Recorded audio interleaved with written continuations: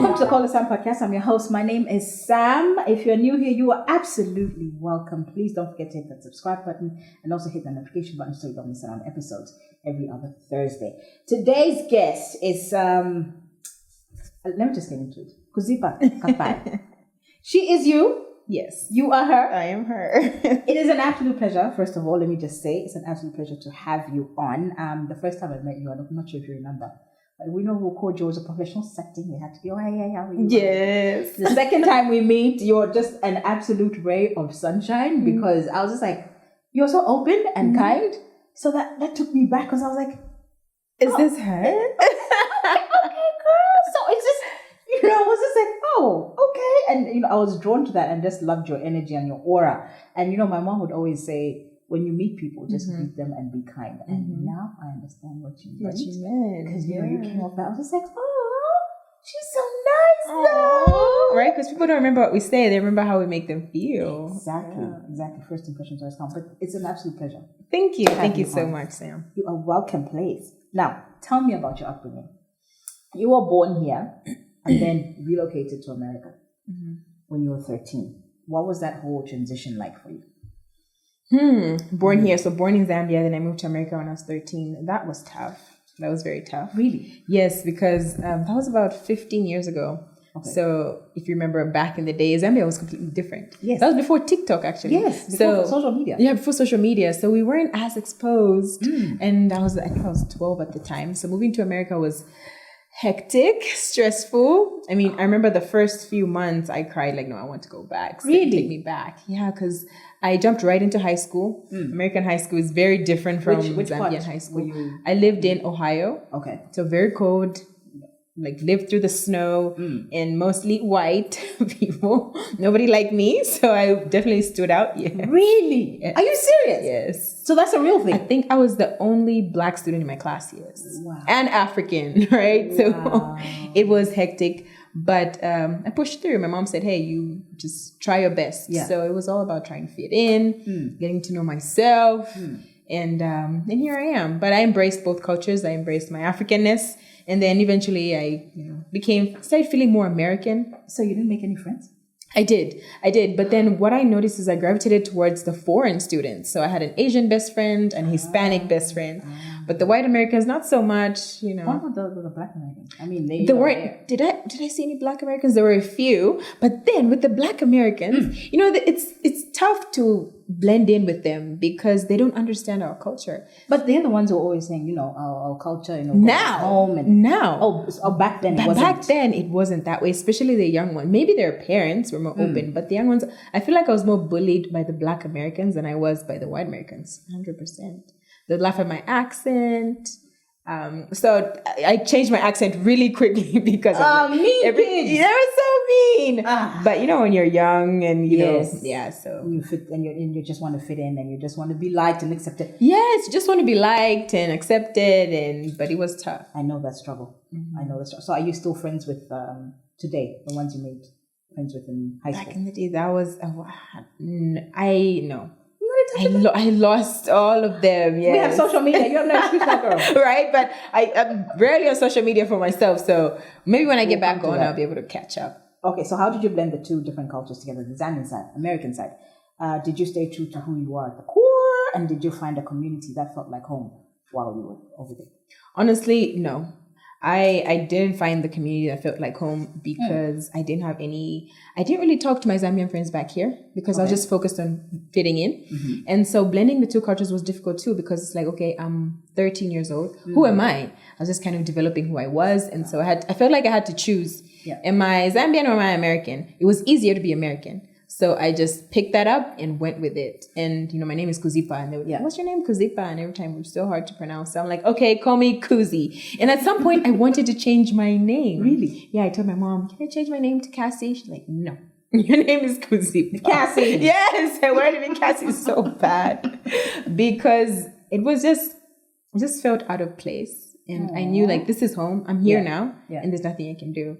But as I got older, I was like, no, let me go back to my roots. Let me figure out who I am. I feel like that's such a simple name to you. To you, but to them, they couldn't get it. They couldn't. They would flip the Z and the P because American names don't really have Z in them or P. Or so they have like Shanae, Shaquella, Shanae. Or easy names for the white people like Rose and Mary. You don't hear any Z or any P. So would they'll say like Kupiza or Kupi or Zipa or anything but Kuzipa. So that was that's strange to me because it's Kuzipa. Right, it sounds easy. But I think it was a tongue twister. My name then. Sam. Hey. No, they'll love Sam. They'll love Sam. They'll just be Sam. Yeah. Just do that. Just do Sam. So you get your scholarship. You'll come back here for your master's. So first, how did your scholarship come about, like to come back here? Throughout high school, I was a really good student. Okay. And mainly because coming from Zambia, school in Zambia is very hard. Very hard. So now going to the US, it was so easy. I'm like, really? This is it? Okay. So I aced everything. And when I got to my 12th grade, one of my teachers said, hey, I think you've done really well. You should apply for some scholarships for university. I was like, oh, okay. So I talked to my mom about it, applied for scholarships, and I got all of them. So I was very impressed. I'm like, that was easy. So then university was a breeze. I did my 4 years of university. I got my bachelor's in geology. After that, it's like, okay, time to work now. And I didn't feel ready to work. I wasn't ready for the workforce. So I figured I get a master's. Okay. And now deciding, where do I get my master's from? Do I apply for a local university in the US or do I go outside? And then I met an advisor that connected me to Rotary International. Okay. Yeah, you know what Rotary is, right? You're like, But Rotary is... it's an organization that deals in so many different things. Okay. Water and sanitation, world peace. Oh, okay. Yes. So I got introduced to that organization and then I applied for a scholarship through the Rotary organization. And I got it. And the scholarship was international. So they wanted me to be their global scholar to take the scholarship outside of the US. So I could pick any country. And so as I was thinking through that, I said, what country do I go to for 2 years to get this master's degree? And at some point, I felt like I was losing my Zambianness.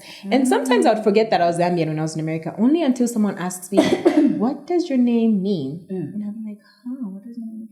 My name is beautiful. So what's that? Where's that from? Then I'm like, oh, okay, I'm Zambian. So I felt like I was losing touch with my Zambian side. And my dad was still here. So I figured, let me take this scholarship back to Zambia and get in touch with my roots again. Remember what it's like to be Zambian again. First of all, wait, I'm joking. First of all, wait. You are saying you had the pick of the crop, like you had the pick of the litter. Yes. And I love that you chose to come back home because a lot of people wouldn't have gone that direction. They'll be like, now, I want to venture out. And that's fine, venture out, do what you got to do. But you chose to come back home. Yes. Because you wanted to identify with your roots. Exactly. Come back to home. Exactly. Remember who I really was at the core. And so that was more important for me. Now I did have options. I looked into Germany. I remember applying at a university in England and I had those options. And I got accepted, but something said, just go back. And so I applied to Copperbelt University. So how's that going for you? I'm just asking. I'm not being shady or anything. You are being shady. No. Come on. We are the dual. It was great before COVID, but now I'm like, what's this load shedding and all this stuff? But I'm blessed. I'll say that. I'm blessed to have come back because I think it gave birth to so many other things that I had no idea. Yes. I thought I'd be in and out, but I'm kind of here to stay now. So when you pick and you say, I'm going back home, was there any apprehension, like any hesitation, like, I don't know if I'm going to fit back in, like how's this going to be? It's going to be like a shock again. Yes. Coming from that side, coming back home. Definitely. I had that anxiety of fitting in. And my accent, my Bemba wasn't as good now. I'm all polished up now. Don't talk about me. But I was going to say, people hear you talk, they'll be like, that happened all the time. And in the beginning, I used to be so offended. But now I'm like, it is what it is, right? But I didn't expect that to happen, though. I was more afraid of not liking the food, maybe not identifying with the culture. America is so fast-paced. Yeah. And so I remember, I think I was 18 years old and my mom traveled for about 2 years. My sister and I were living together. So I kind of grew up very independent. Oh. And so coming from that culture, and I got my first job when I was 16. So, I mean, I could work. I got my first car myself and everything. Wow. So coming back here, I was like, will they understand me and my thought process? Or will I just, sit back and everybody would judge me? So that definitely was there. That anxiety was there. But, yeah. And now you're like... Oh, now it is what it is. Home. Yeah, it's home. I love home. Exactly. But do you, I remember you mentioned when you plan the scenes and you go back and forth between the two. Mm-hmm. So when you go, do you ever get the pull like, okay, I can stay here. Like, I can't, like, let me just stay here. All the time. All the time? Every time, well, in the recent, year. Okay. Yes, because I travel 3 times a year. So in the recent year, I felt like, let me stay here longer. Yeah, I have gone that pool.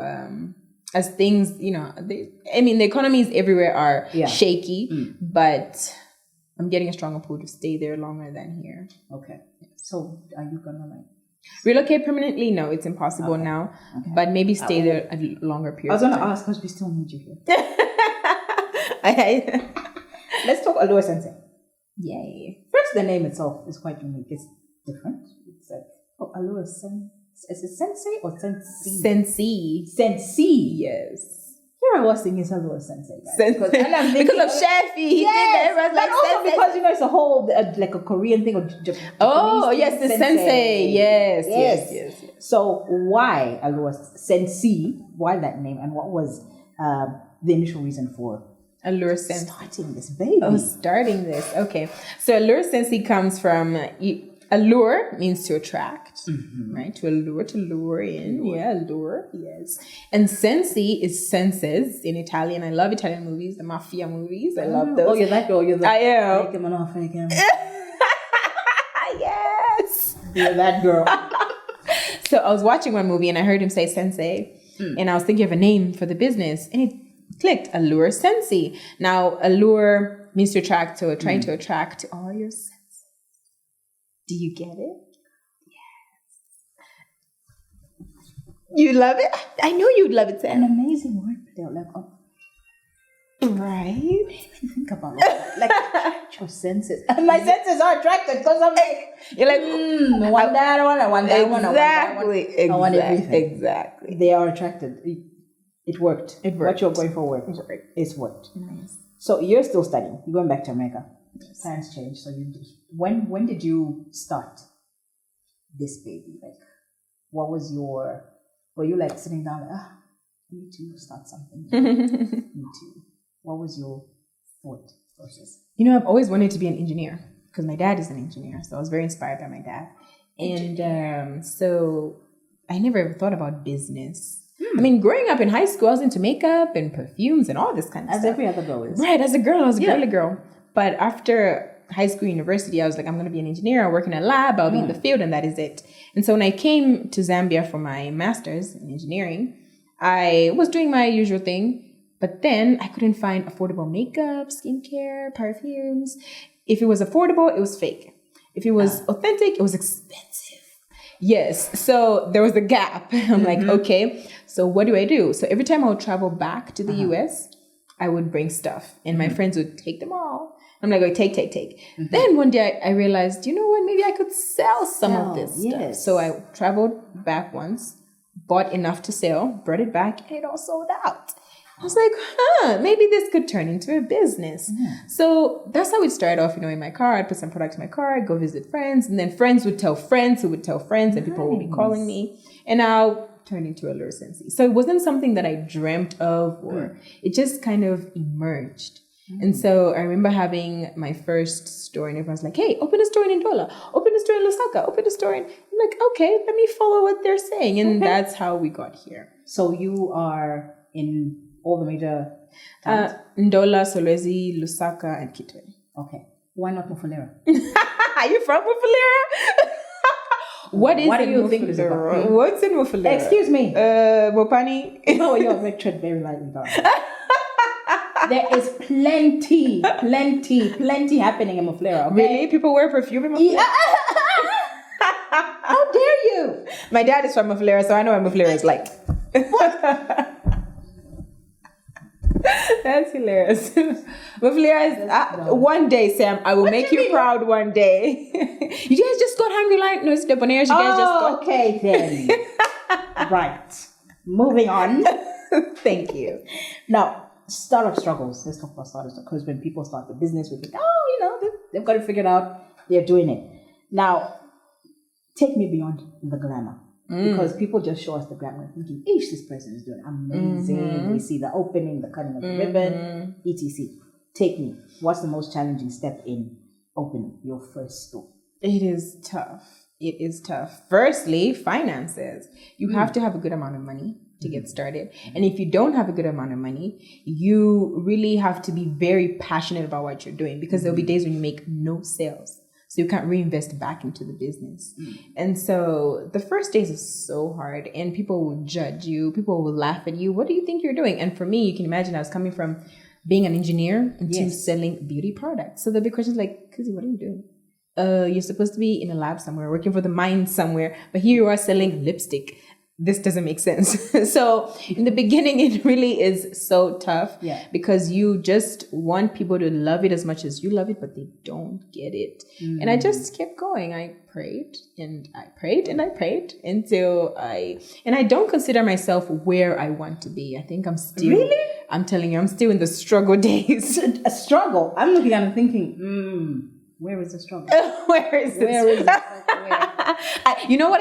I don't believe in wearing my struggles on my shoulders. I do not believe in that. I don't. I had an aunt who said one day, even if things are tough, still look nice. Yes, smell good and then cry at night, but no one should know. No one should know. Exactly. But it looks like, you're doing good. You have your stores in different towns except Mufulira. So, Sam, get over Mufulira, please. No, the people of Mufulira need. They need to be represented. Yes, they need to be represented as well. Thank you. I'm thinking, I think you're doing pretty good. Thank you. I appreciate that. You're pretty good. So you're trying. Just keep going and keep going. Thank you. So what sets Allure Sensei apart from the others? What will keep me coming up? Sensei. I have to remember Sensei. Sensei. Yes. I like that. Because the market is saturated, obviously. Right. Yeah. So I know there's space for everybody. Please don't come for me in the comments. There's space for everyone. But what will keep me coming back to Allure Sensei? Yeah. That's a really good question because I noticed that after I started gaining some attention and people started knowing about Allure Sensei, all of a sudden people were selling what I'm selling. And so it's like you never get too comfortable in business because clients will not necessarily, you can buy from me today and tomorrow, but the next day if someone sells something cheaper, you're leaving me. You're leaving me. What will keep you coming back if you can save money? Right? So with Allure Sensei, what we've tried to do, what we continuously do is we work on our client relationship. It's important. We're in the business of people, not products, not lipstick and foundation. Yes, it's you, Sam. Who are you? What do you like? Everything. What excites you? Everything excites me.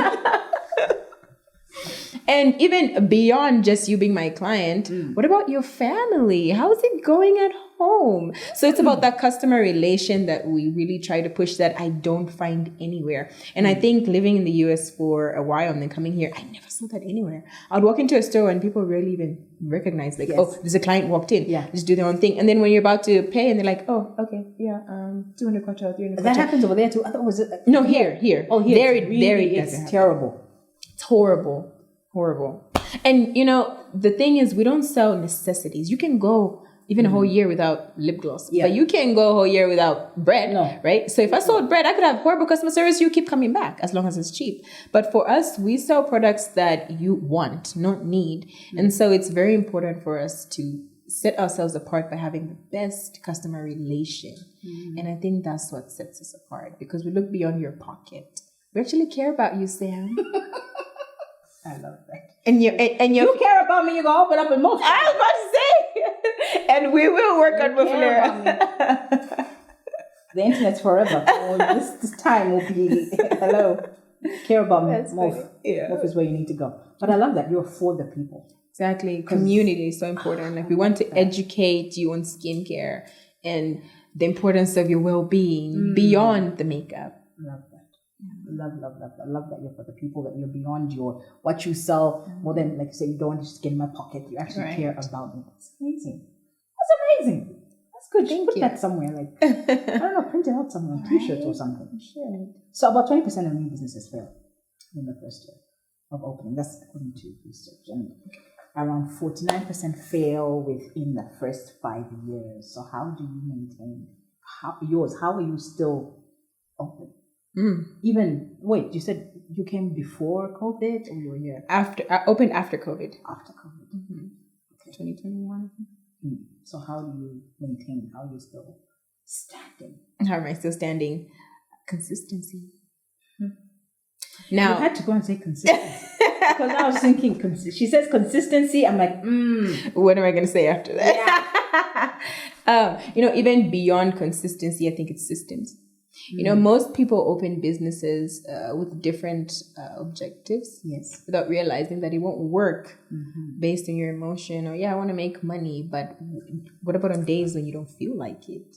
So you have to have really good systems. So I think with Allure Sensei in the beginning, I sure enough didn't have really good systems going. I was just operating on passion. Like, I wake up at 5 and I'm go to bed by midnight because I just have to keep serving. Yeah. But after a while, like, that won't work because you will burn out. So I think consistency and systems and culture, like developing a work culture within the organization, that keeps you going. Yeah. That keeps you going. Because people want to come back. Oops, sorry. Hello, Kuzipa's opening in Morph. Soon. I know, I asked her already. Okay, bye-bye. Bye, caller. See, people had moved. They just have no good timing. Look at that. We got a good timing. We are in an interview. Like we're saying, you have, I think it's so important to treat the people that work with you, for you. Exactly. Amazing. Because you've seen a lot of people who, back in the day, I don't know about now, but back in the day, we've had like uncles, aunties, the people that started with them, like in the 80s, are still there. Exactly. And the business is still running. And it's still running. Right. It's because those people carry the business. Yeah. So that's what that's your intention. Yes. And forth. I can see that happening. I can see that. Thank you. So what's the one business rule you live by that you would pass on to someone who wants to, Allure Sensei Jr.? Okay. Allure Sensei Jr., I love that. One business rule I would pass on is don't operate your business based on emotions, especially as a woman. But you cannot compromise on that. We women go through so many ups and downs internally, but never let anyone know what you're going through, because 90% of them don't care. Ooh. They really don't. And the 10% that are left are glad it's you that are going through what you're going through. So it really doesn't help to base any business decision on emotions, because emotions change, but things like systems and having the right people, that won't change, because systems will have your back all day. Yeah. Right. Yeah. But emotions, they ruin everything. And that's why I don't know what the statistics say about men versus women founders, but do you think men founders are more likely to succeed than women? They have been. Yeah, and you know why? Because they don't operate on emotion. Men can argue today and make money tomorrow. Oh yeah, forget you, sister. It's got nothing to do with the fact that they're smart enough to help you run your business, right? It's just never. Why are we like this? Lord, why are we like this? Lord, let's ask God, right? We're the backbone, but why are we like We're the backbone. Why? Yeah. So, would you call yourself a risk taker? Yes, 100%. But calculated risks. Not just. No. No. If I'm going to do something very risky, I have to think about it really well, and it won't take me a while, probably a day, and then I'll do something. But I am a risk taker because I believe in. I think that's at the end of every risk comes something amazing. I think nothing ever came out of not taking risks. That's true. Yeah, That's true. you had to take a risk. Something. You have to do a little something. But then risk, that whole risking thing is incredibly scary, and especially in the economy, that's so shaky. Just like, imagine opening a store in Fleur. What a risk. Oh, what a risk. Girl, no, you did not. What a risk. See, in this economy, will I pay rent? Shut it down. Turn off the camera. Turn it off. Get quiet.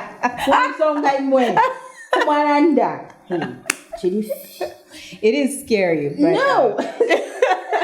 You do amazing. Thank you. I know people there. Oh, really? Yes. Okay, I'll depend on you for advertising, Sam. Just like I know people there.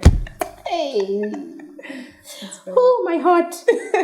We will survive. Moving on to different things now from the business. Okay. You are a whole reality star. Oh yeah. Queens of Kampala, that's right. Queens of Kampala. Yes. Reality television. And there is expectation of drama. TV. We expect the drama because, I mean, you've seen the franchises. Well, like, the drama. Mm-hmm. But I think maybe as I'm getting older now, I'm just like, can we just have something different? Right. But there's the expectation of drama, gossip, and that's what draws viewers. That's what draws numbers. Exactly. But watching you, I have to say, like the first episode and then the second episode, there was something different. There was something different about you. Okay. Because you weren't rising to the occasion. Like, you were being baited, but then you weren't, I was just like, this girl is a better woman than me. Why is she not feeding into the drama? What is happening? It was something different, almost like a strong, quiet aura about you. And I actually did love it. I was just like, okay, let's keep watching. Let's see. Maybe she'll blow, or maybe she'll just contain it.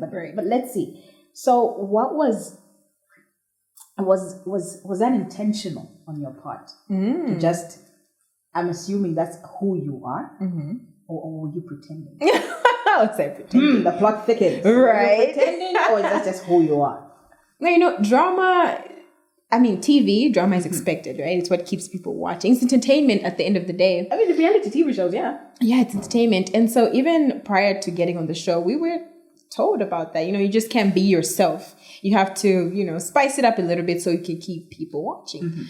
And so I tried by all means to spice it up, but I did not want to get out of character too much. I didn't want to dissociate from who I really am, because you know how it is. They'll run with it. They will run with it. Like this, how this goes. Right? Like, do you watch Nigerian movies? Is that lady that's Patience? Osoko. Can you imagine her being kind? No. Exactly. She's just like the evil mother-in-law. Yes, the horrible mother-in-law. Right. So I thought about that and I said, okay, do I want my character to be very similar to who I am, or do I want to act differently? And I chose to be close to who I am as much as possible. Yeah. But of course, there were moments where I had to, spice it up, but not too much. Yeah. I noticed that because I was like, oh, okay, well, that was very intentional. So that's just who you are. That is who I am. Yes. What is the biggest misconception people have about your life? The show made people think, I got this nickname, Commander Barbie. Did you catch that? No. What's that? Oh, yes, I did. What am I talking about? I did. Yeah. Yes, Commander Barbie. Yeah, yes, they called me that. They called me that on the show. And so I think that led people to think, think about Barbie, everything's perfect in Barbie's little world, right? Awesome. Yes. And so I think that's a misconception. Like, everything's perfect. She has everything under, control, and she's good and everything's great. Yes. But no, I am strong, but I do struggle. I go through things, and life does happen to me. Yes, you're human at the end of the day. Exactly. So how much does the edit really shape your narrative, and how do you handle watching your own life portrayed on screen? Like, okay, I'm watching myself, and I didn't like that. Maybe I should have said this. Or if someone comes at you, then you're at home saying, I should have said this. That was a perfect comeback. The edit, and it's funny because when you are behind the scenes and you're acting, you don't get the full picture until you watch it. Yes. So it all makes sense to you, like, oh, that was great, and then you watch, you're like, what was that? The perspective? I didn't mean to say it that way. I didn't mean for it to come up. We know you.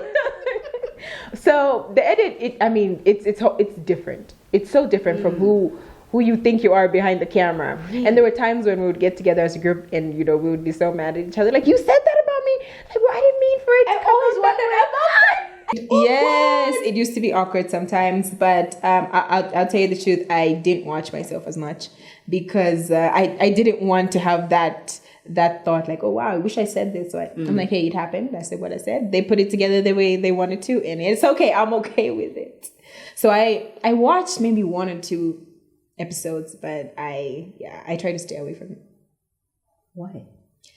Were you afraid? Like, if you see it, you're like, yeah, I didn't want to judge myself. I knew I was going to judge myself. Like, why did you wear that? What were you thinking? Your makeup was too much. Yeah, I'm probably my biggest critic, so I do want to go through that. So, yeah. So you said, you're getting together with the girls behind the scenes. I'm assuming. Were the relationships that we watched on the show real, or was there a certain layer of performance required when you're filming? Now, with reality TV, that's what we want to know. Are you guys actually friends? Do you still text each other? Hey, girl, how you doing? Let's meet up for brunch on Saturday. Right. In the beginning, I'll be honest with you, I personally didn't have any relationship with any of the ladies in the beginning. But because it was reality, we had to pretend we knew each other.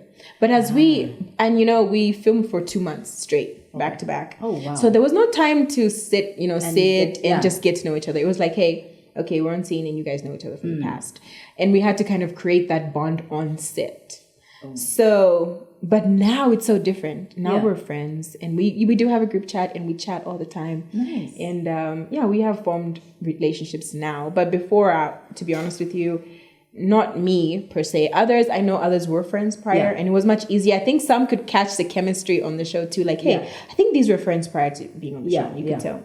But for me, no, I didn't know any of them. But now I do know them. You know them. You're like, you've solidified your relationships. Yes. So who was the villain on the show? Who was the villain on the show? Are you trying to make me the villain? No. Who was the villain? I don't think one person was like the villain of the show. There were moments where we all had to be the villain. Okay. Yes, because you know what we're all afraid of? We all didn't want to look like the bad person. A good answer. I was about to say, you're all the villain show girl. I know some people are, but I'm not. Are you afraid you're gonna get a text? Did you just expose me? Who was the villain of the show? Katongo was the villain of the show. Because she's my friend, so she won't be offended.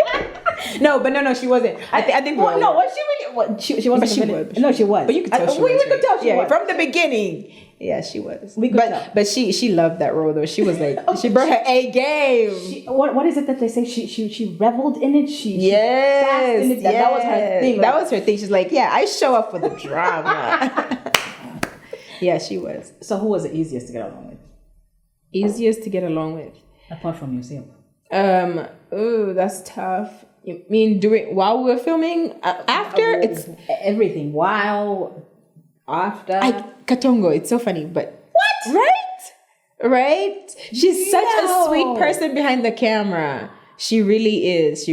I never would have picked that. And she gave me the best advice too. She said, Kuzi, I know you're not out there. People don't know you. So it's probably going to be your first time, being exposed. So don't worry. They will say horrible things about you, but be strong. If you need to cry, cry. I've been there, but you'll be all right. And so, yeah, she was there for me. That's so nice. Yeah. Never. But on camera, she was so mean to me. She was playing the role. Right, she was. She was doing playing the role. She was playing the role. Yeah. We'll give her grace for that. Now, you guys are putting a thrust in front of the spotlight. You're now everywhere. You're here. You're there. I mean, you're on a billboard. We've seen you there. Do you believe? Well, when people get into certain spaces, they've gotten the attention. They're famous and they're making some coin. Do you believe money changes people? Does money change people? No. What I do believe is that money reveals who you really are. I don't think money will change you. If you are genuinely a good person, money will only amplify that. It will give you the opportunity to give more and create more opportunities for others. But if you are selfish and then you have money, you'll be stingy. I don't really think it changes people. It just reveals who you really were at the core. Now, does it influence you? to maybe change your character. It can if you allow it. But I think about Oprah. Now, how many Oprahs do we really have? That's the question. So I don't think money changes people. I think it just reveals who you really are. Yeah. Think about that. Yeah, that's something to think about, because for the longest time I just thought, oh, money changes people. When they come into some money, they start to act different. Do you know what that does to us as human beings? That makes us afraid of money, or that makes people have a hard time making money because they assume money is evil. And so when you interview like people in like the deep rural areas, when they see a nice car, like, oh no, that's witchcraft, or that's this, because they associate money with, you know, evil. Yeah, right. So, but when you kill that narrative, money becomes your best friend, and you will not be afraid to make money. Because it won't make you a bad person, because you're not a bad person after all. We do love money, but think about it. Have you ever thought about yourself having $1 million? Oh, honey.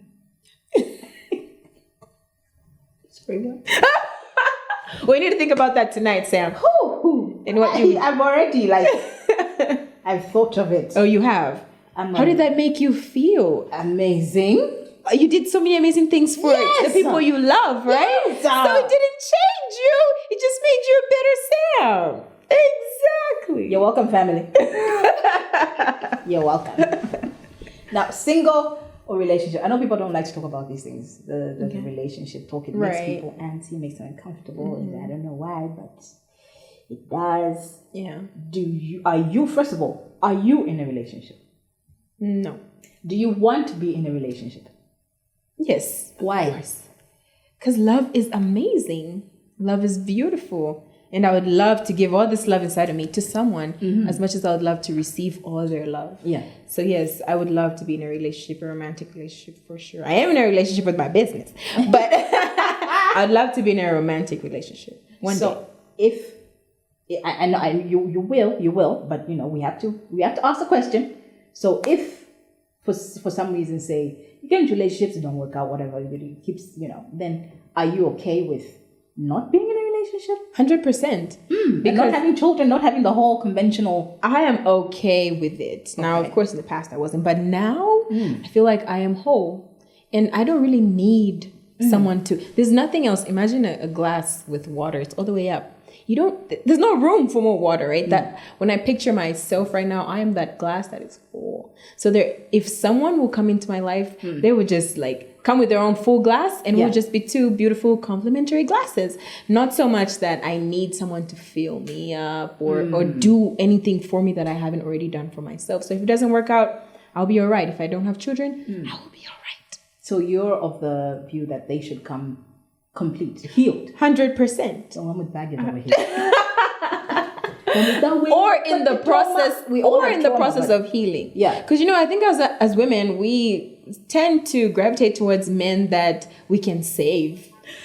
And what is up with that? And that we don't need to save anybody. I can be your hero. Yeah, no, I'm no one's hero. No, right? How? We just have so much to work on ourselves. I mean, there's no room to start saving someone else.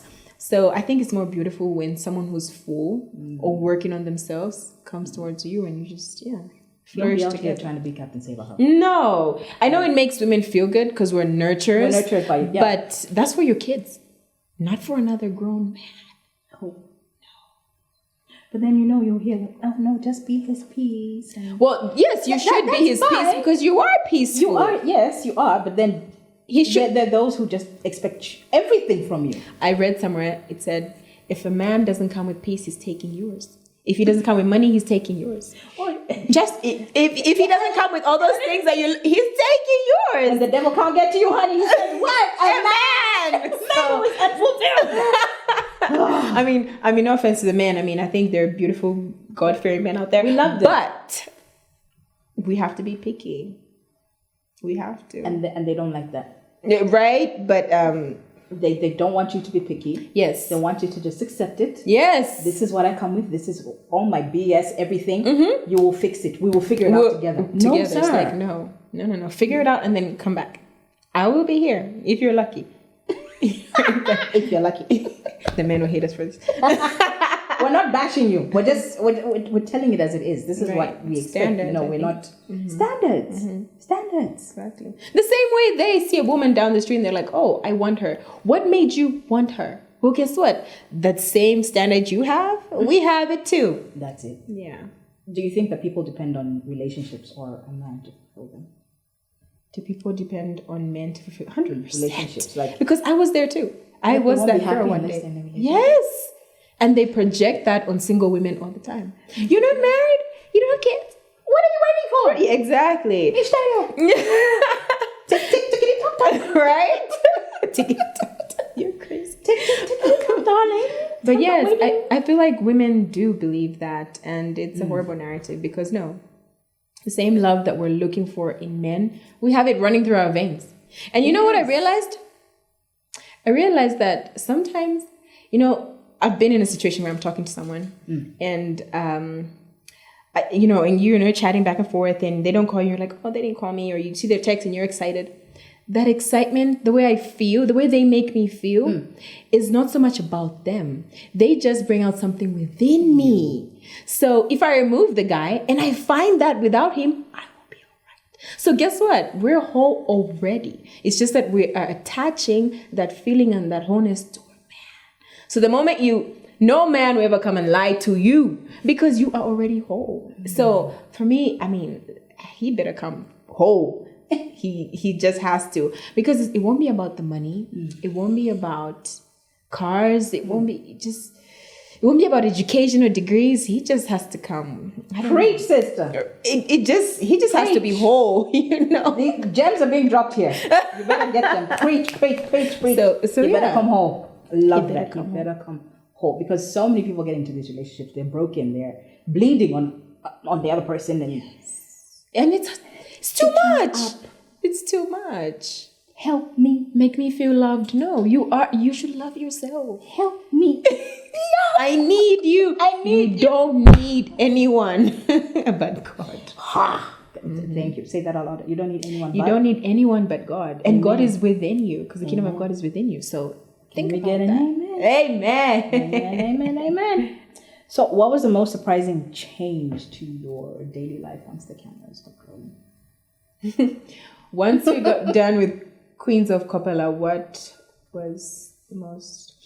I tell you what, we had to, not every day, but probably 3-4 times a week. We had to get up at 5 a.m, do makeup, and then filming all day, back home by like 10 p.m. and then you sleep and you're back up at 8. So yeah. So if you're not filming, you're preparing for to film, and we did that consistently for 2 months. So once all that was done,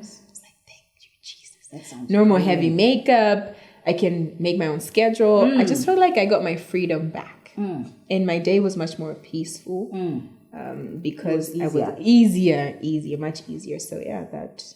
So how do you, obviously you're on TV, people are seeing you, some people see you for the first time. Obviously they go trying to look for you on the social media and they can't find you. Right.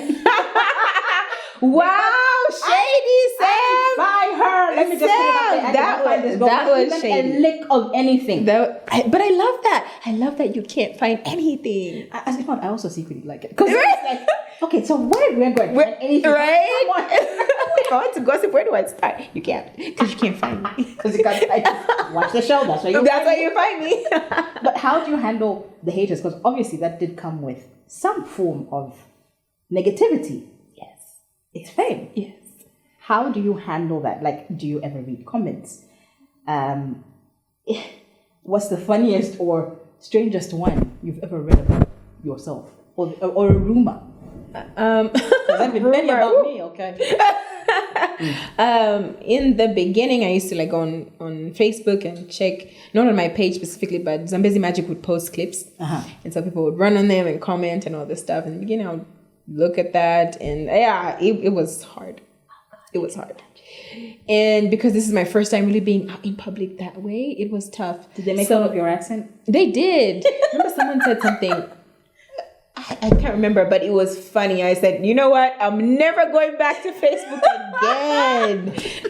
And something like, it's sungu chafudisha baba kuzia, it's sungu chafudisha. So I was like, well, okay, I'll do my best. I'll do my best to reduce on the English on there. So But how do you handle the negativity? I don't feed into it. I don't. I stopped. I did for a while. Yeah. But now it didn't help me. So I am done. It's like, hey, you're over it. You don't know me down to who I am. You just know what you see. Yeah. And so what you see is not who I am. So you can base your own judgment. And online critics, they're projecting based on their own life experience or whatever. So I'm okay. I'm okay with being judged. Are we really? Honestly, I got there. It was tough, but I got there. It's like it's okay. It's fine. Think what you want about me. It's fine. It's fine. I am healed. Yes, I am healed. I am complete, darling. So if you had to step away from Allure Sensei, I said it right, Allure Sensei. Nice. And reality TV, for 1 year, what would you do? What passion project would you dedicate your time to? If I had to take a break for 1 year, something I've been passionate about is mentorship towards the young girls in rural areas of Zambia. So that's something I would really love to do. I'd love to do that full time.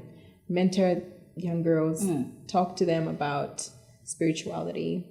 You're saying all these things, and I'm sure people who watched you on TV and probably going to watch this, and they're looking at you and they're like, that's what you would like to do. Because I'm sure they're taken by looks. They're like, what? Spirit? What you like? Want to go and.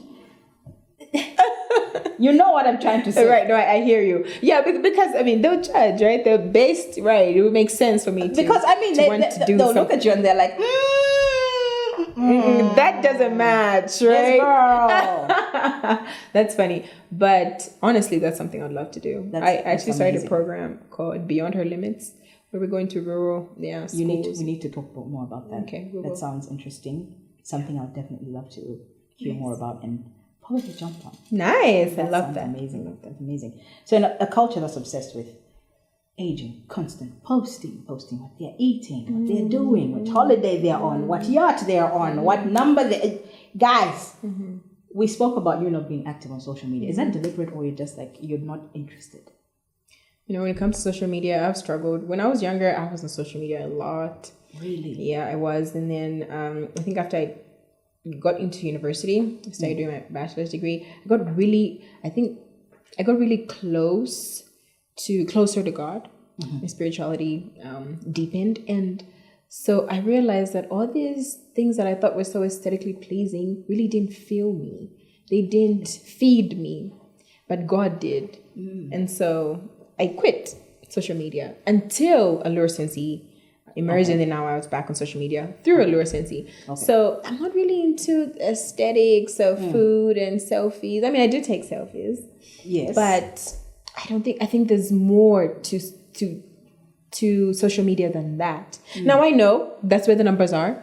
I know you have to, be a little bit dramatic to get yourself out there. But for me, I believe it's going to come in a more authentic way, a way that's more authentic to me, something that adds value to more than just myself. I love that. Yeah. That is so powerful. You have no idea what you just said, girl. Thank you. Because not a lot of people think of it in that way.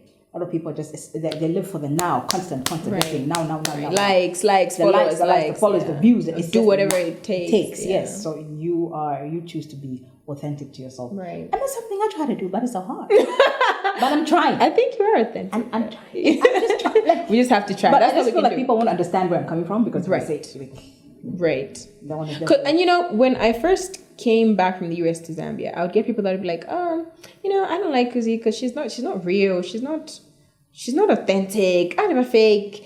Because for them, authenticity to you is different from authenticity to me. Yeah. So I can never know what is truly authentic to you unless I was you. So unless I truly understand you, and I never will. That's why I can never even truly love you. Yeah. Right? The way you would want me to love you, because I'll never know you to that extent. So when people say, because it's fake, I'm like, I'm fake to you because your life experiences, what you call authentic is different, because I don't speak Bemba all the time. You'd be like, I never fake, I private Songo. But come on, I lived in America for so long and all we spoke was English. So to me, that's authentic. That came natural. Yes. So when it comes to authenticity, I've just come to realize it will never click to others as much as it will click to me. Yeah. So I shouldn't have to defend my authenticity, you know? Ooh. Yeah. You shouldn't have to defend your authenticity. No. It's so unique to you and they'll never really understand. They'll never understand. What a tough world we live in. What a tough world. Now, advice you would give your 20-year-old self. 20-year-old Kuzipa is just there lying on a bed, looking at a selfie and wondering what that boy hasn't called her. Why that boy hasn't called her. Why he didn't send flowers. mean. Right? Why life is so hard at 20. What advice would I give my 20-year-old self? Take a deep breath. Open up a store and move. No. I'll tell her to act on her highest passion. What she loves the most, she should do without caring what the outcome will be. Whether she shouldn't worry about what other people think, and she should be courageous to do whatever her heart desires. Trust God's timing and take risks. That's what I would tell her. That it's okay. You will be all right. I have to ask you the last one though. What's something that you valued 10 years ago that you don't now? Something I valued 10 years ago that I don't now. Validation.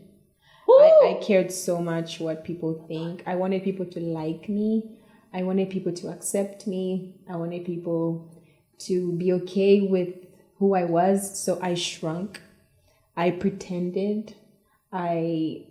I did things I didn't want because I just wanted to feel love. And now, I don't care if you like me or not.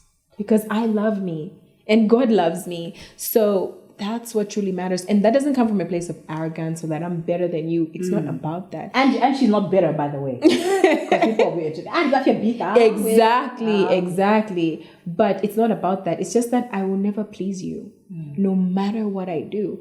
Because you will only like me to the extent that I'll do what you want. The day I'll say no, all of a sudden Shaba win, right? So how often can I keep giving to you and compromising my own self-satisfaction? So back in the day, I just wanted everyone to be happy. But now, whether you're happy or not, that's on you. That's on you, Sam. You need to make you happy, not me. Because I truly can't make you happy. Oh, yeah. That's a validation bit. Yeah. I will keep replaying that because we have this on camera. It's so, like I said before, you have no idea what you just said. Amen, sister. Amen. Amen. Last one. Last thing. Allure Sensei is closed. It's quiet. You don't hear anything. It's just last thing you do before bed. You're just listening. That's actually my favorite part of the day. When there's no noise and it's quiet. What do? I let go of the day. You know, so much happens when you're in business, but I just let go of everything. I sit and I listen to myself. You know, sometimes we think other people have the answers to the questions that we have deep down. Why am I not married? Why am I not dating? Why haven't I found the love of my life? Why is business so slow? But truly the answers are within. So at the end of every day, I sit down, I meditate, I pray, I shower, and I take off all the negative energy. And then I sleep.